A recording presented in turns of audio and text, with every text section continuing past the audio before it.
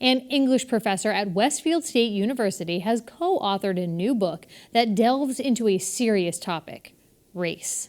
The book is called Letting Go of Literary Whiteness: Antiracist Literature Instructions for White Students.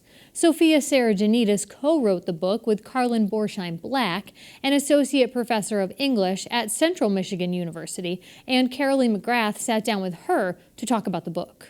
Students who were coming into our program, predominantly white students, 84% of the teaching force in the U.S. is white, were coming into my classrooms to prepare to be middle school and high school English teachers, and often desiring to go back sometimes to their own towns, sometimes to teach more locally, including in more diverse sites.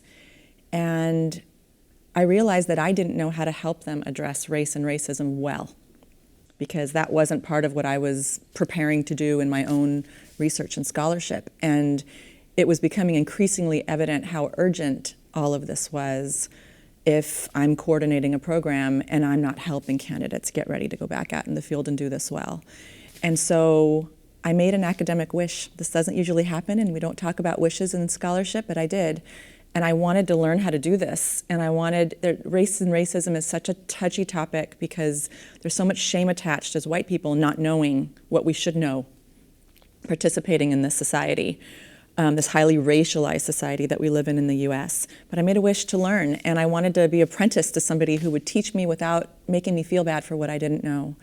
And Carlin Borsheim-Black, my co-author, published an article, a beautiful research article in 2015 that I thought, oh gosh, at least I can do this. I didn't know her well at the time.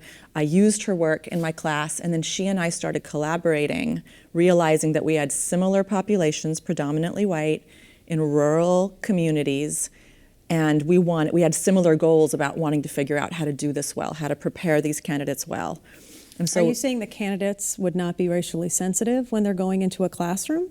Many of our teacher candidates came in with what we call low racial literacy. And honestly, I would have considered myself as having low racial literacy as well before starting all this work. And what I was also realizing, what we realize especially through the study is, because our classes are not designed to boost that racial literacy, we're doing other things as we prepare English teachers too, they weren't improving. And so we learned that, that was one of the findings of our research study. And we started thinking about, okay, so how do we do everything we do and boost racial literacy in teacher candidates?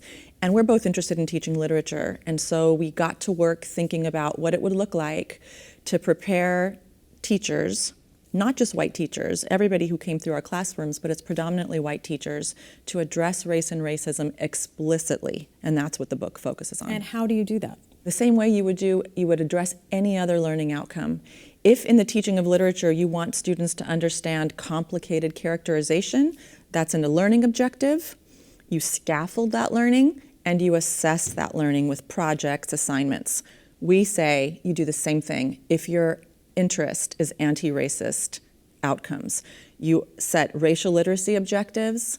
You drive inquiry around race and racism, you make it explicit, you scaffold that learning by teaching key race concepts like colorblind racism and whiteness, terms that white candidates don't always know how to unpack. Does everybody understand what whiteness is, though? That's a term that is a little bit new. It is newer for middle school and high schools, and that's part of what we want to bring into middle school and high schools through this approach. But just by your title alone, Antiracist Instruction for White Students, people might say that you're calling out all white students with that belief, perhaps, that they're inherently going to be racist. And I have to imagine that different school committees that you're going to introduce the book to will give you a little bit of pushback.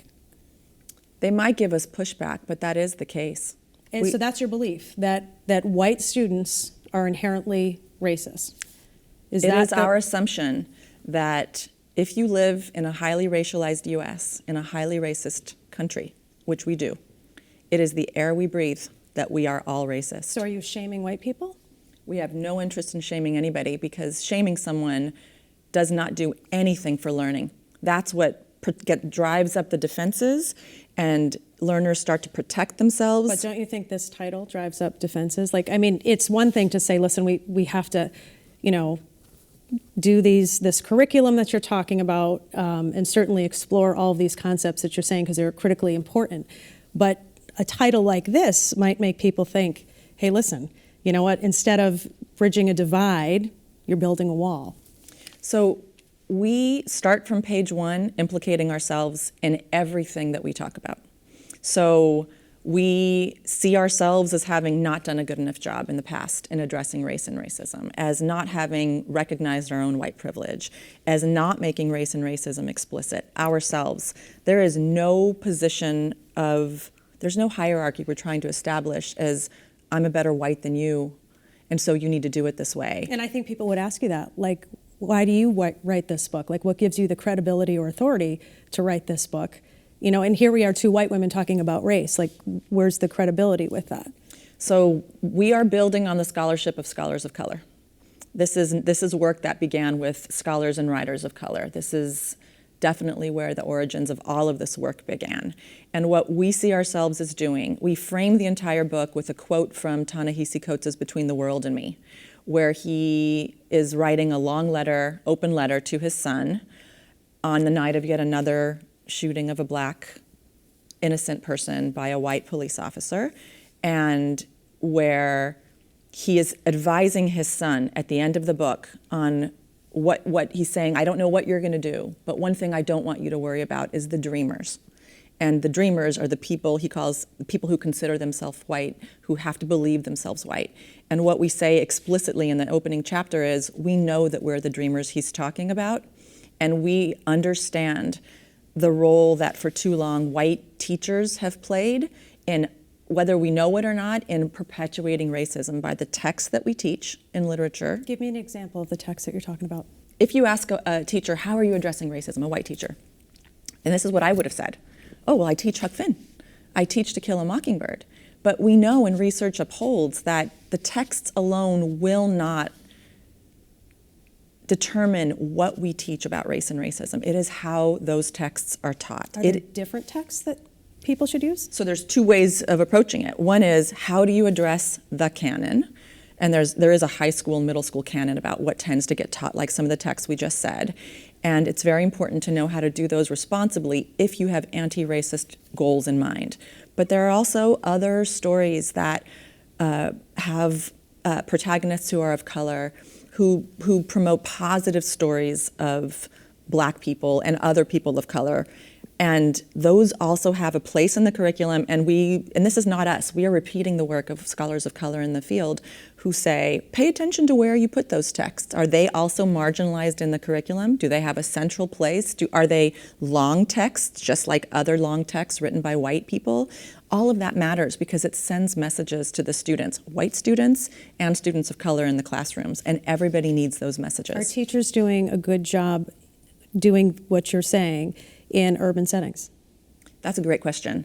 For a very long time, the field of education, as it should be, has been focusing on preparing the majority white teaching force, 84% white, to teach in majority minority schools so that their dispositions do not uphold racism, right? And that's very, very important.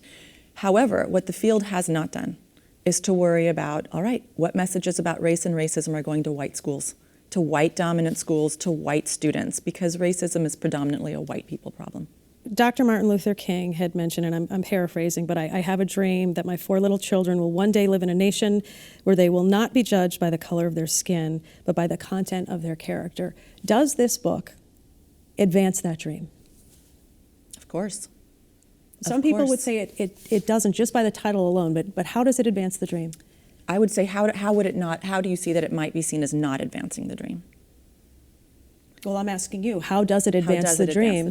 Because, so, well, and to answer that question, again, some people might say, well, again, we're focusing on color, and that continues to kind of push people apart. So maybe you could. Great question.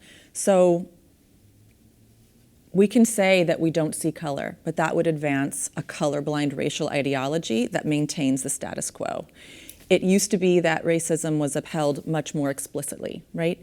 And that, in some people's terms, is the old racism, interpersonal racism, societal racism.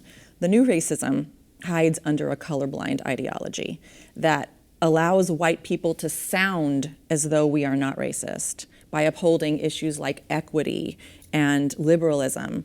But that is another way to hide behind the fact that society is stratified by race. Institutions do uphold racism still. And so this book is meant to expose that so that what your quote, so that you can't ignore color, because color is a part of who everybody is. But the content of your character, right? Isn't that the end goal, correct? Of course it's the content of your character. But if white people are segregated, which we are from communities of color, and we don't have beautiful, in-depth, rich contact with people of color in our daily lives in meaningful ways, then we're going to need ways for schools to help facilitate those bridges by positioning English classrooms as places where deeper understandings of what's really happening in our world can materialize, by exposing that through and with the literature that we read.